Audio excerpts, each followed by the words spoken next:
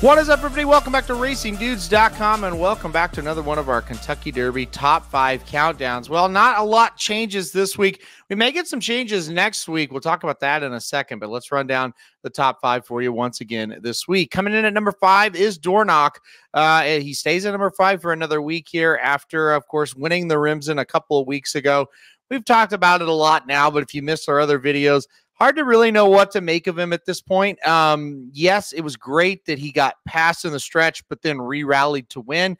But you also have to ask yourself, well, why did he get passed in the stretch? Was he just kind of messing around? Is he a pretty green horse? He's kind of shown that greenness a little bit throughout his career.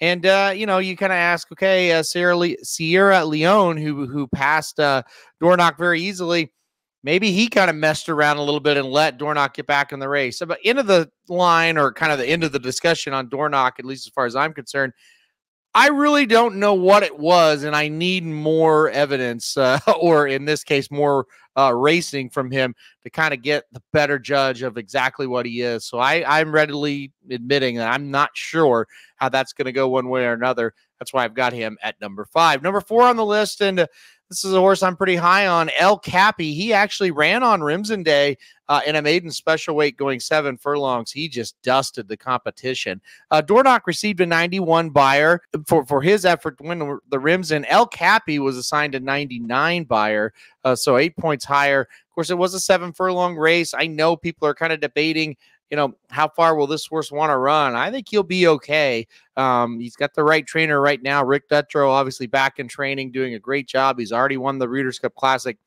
Capi is his next one. It looks like a star here in the making, or at least could be. Just one race. You never know how they're going to go once they step up and face Stakes Company, but he looked awfully good. I'm assuming we're going to see him towards the early part of the year. There was an article that came out in the Daily Racing Form. He will not run in the Jerome on New Year's Day, but I would say he'll show up eventually, maybe down at Gulfstream for his first start. We'll keep an eye on that. Number 3 on the list once again this week is Nash. Now here is some exciting news. Nash is going to run this weekend. That's right. Nash will run December 23rd at Fairgrounds in the Gunrunner Stakes. We'll have a full preview of that race up on the YouTube site. So once you get done watching this one, you can go over and watch the Gunrunner preview.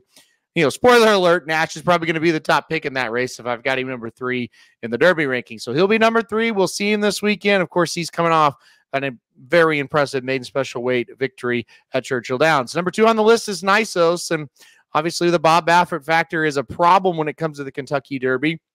Of course, the trainer cannot run again for the 3rd straight year in Kentucky with the Kentucky Derby, that is. But Nysos has shown really just I'm not going to use like crazy words right now after 2 races, but he's shown a good deal of talent. Let's just put it like that. I mean, just really has never been threatened and just kind of galloping away from horses. He looks like a future superstar. We'll keep an eye on him. Awfully impressive last time out when stepping up to Stakes Company, and the Bob Hope got a very easy win. So he'll stay at number 2 despite the trainer situation. And then finally, number 1 is Fierceness. And, there's not a whole lot to kind of add to what we've already said about him. He's 2 for 3. He had a horrible, one horrible performance in the Champagne and 2 very much eye-catching performances in a maiden special weight win at Saratoga. And, of course, the one everyone saw, the Breeders' Cup Juvenile. Look, I mean, he ran a triple-digit buyer. That's a much higher buyer than anybody else. Buyers certainly are not the end-all, be-all, but at this moment, he seems to measure up just a little bit better than everybody else. However, as I sit here on December 19th, you fully have to know horses improve, horses regress. It is very early in the season. This is the leader in the clubhouse right now talking about Fierceness, but that does not mean by the time we get to May, he's going to be overwhelming. So, but right now, he's definitely number 1. We'll keep him there for another week. All right, let's get back one more time here and review. Number 5 is Dornoch. Number 4 is Capi. Number 3 is Nash. Number 2, once again this week, is Nysos. And then number 1, Fierceness once again. All right, we'll see Nash run this week in the Gunrunner. We'll see what happens, and we'll be back next week with an updated top 5. Thanks, everybody, for watching. Hit that like button if you like it, and subscribe if you really like it. Want to get alerted anytime we do videos like this. And most importantly, check us out next week as we'll have an updated top 5.